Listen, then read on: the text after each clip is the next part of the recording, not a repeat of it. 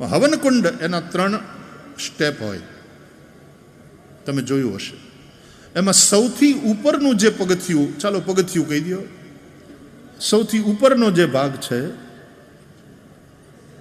એ સફેદ રંગે રંગવામાં આવે. વચ્ચેનું જે પગથિયું છે એને લાલ રંગે રંગવામાં આવે, અને સૌથી નીચેનું જે છે એને કાળા રંગથી રંગવામાં આવે.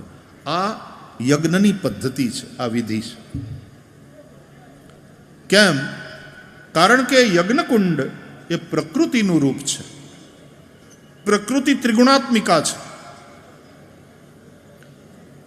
એમાં સફેદ રંગ સૌથી ઉપર એ સત્વગુણનું પ્રતીક છે. વચ્ચે રજોગુણ લાલ રંગ, અને સૌથી નીચે તમોગુણ કાળો રંગ.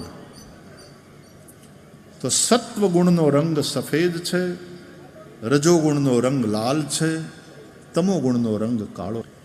તો ત્રિગુણાત્મિકા પ્રકૃતિનું રૂપ છે હવનકુંડ.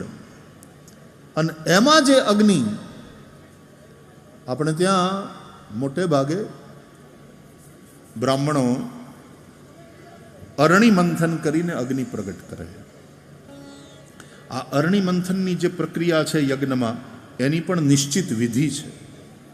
સામાન્ય રીતે યજમાન અને યજમાન પત્ની દ્વારા મંથન થાય. પછી તો યજમાન થાકી જાય એટલે પછી આ તમે લાડવા ખવડાવ્યા હોય ને બ્રાહ્મણોને, એટલે પછી ગોરબાપા કે લાવો અહીં અમારી પાસે, એટલે પછી હામે 2 બ્રાહ્મણો, અને પછી મંથન કરે.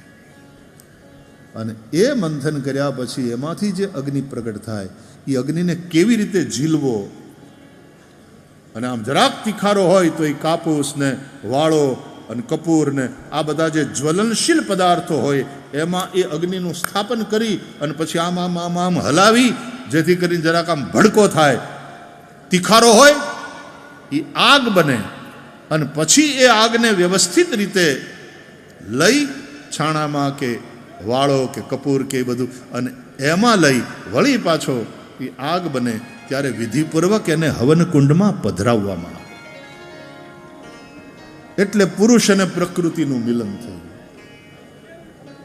એટલે એમાં એક જીવંતતા આવી, જીવન. Then life is there. માં બાળકને જન્મ આપે છે, એ બાળક જન્મે પહેલા રડે, એના શ્વાસ ચાલે, અને જેવા શ્વાસ ચાલે આમ પૂઠાથી હવા નાખો ને, એમાં અંદર તે જેવું બાળક રડે એટલે શ્વાસ ચાલુ થાય, અને એનાથી અંદરની આગ પેટે, અને આગ પેટે એટલે એમાં આહુતિ આપવી પડે. એટલે તરત માએ એ બાળકને ધવડાવવું પડે. અને પ્રસૂતા એવી માતાને પણ ભૂખ લાગી હોય એને ખવડાવવું પડે. અને જેમ જેમ એને ધવડાવે, જેમ જેમ એમાં આહુતિ આપે, શરૂઆતમાં લાકડા અને સમિધો નહીં પણ ઘી, શરૂઆતમાં ઘી. અગ્નયે સ્વાહા, સૌથી પહેલા વહેલા અગ્નિને સ્વાહાકાર સાથે આજ્યની આહુતિ આપી અને એને વધારે પ્રદીપ્ત કરવામાં આવે.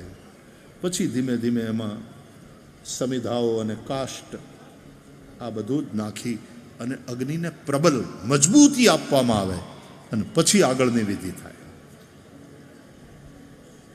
પછી તો પાછું નવગ્રહ દેવતાઓનું આવાહન ને એનું પૂજન ને આન તેનું ઘણું બધું થાય.